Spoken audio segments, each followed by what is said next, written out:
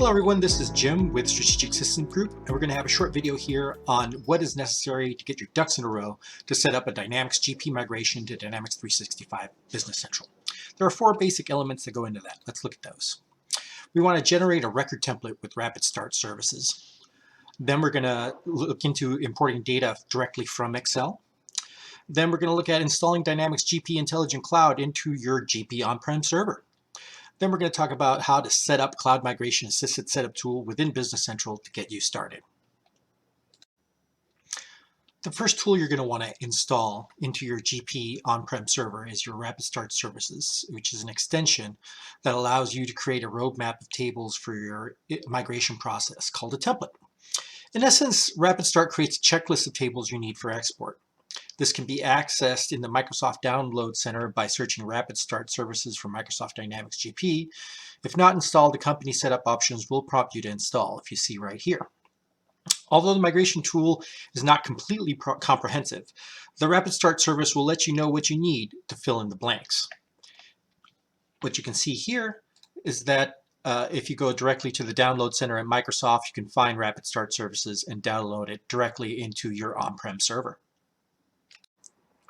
One of the greatest advantages of using a Microsoft solution for your business practices is the integration with all the other Microsoft tools that are available. For example, information about customers, vendors, inventory, and bank accounts can be transferred into Business Central leveraging the Edit in Excel feature.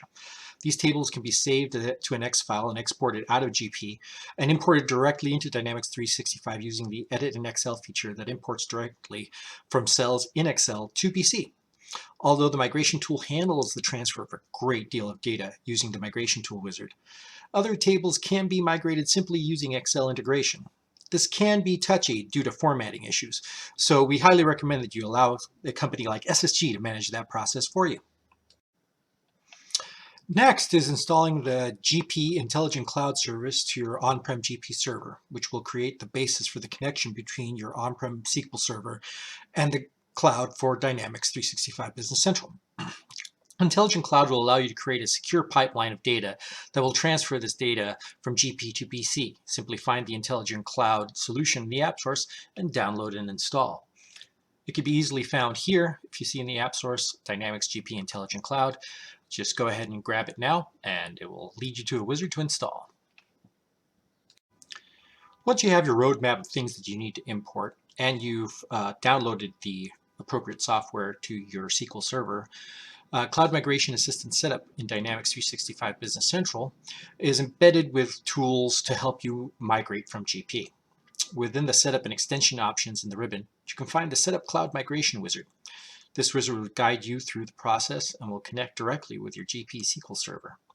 We'll ask for the source product like GP or even QuickBooks, then ask for the SQL connection string, which includes the location of your server and the credentials used to log into the server using this format for your connection string.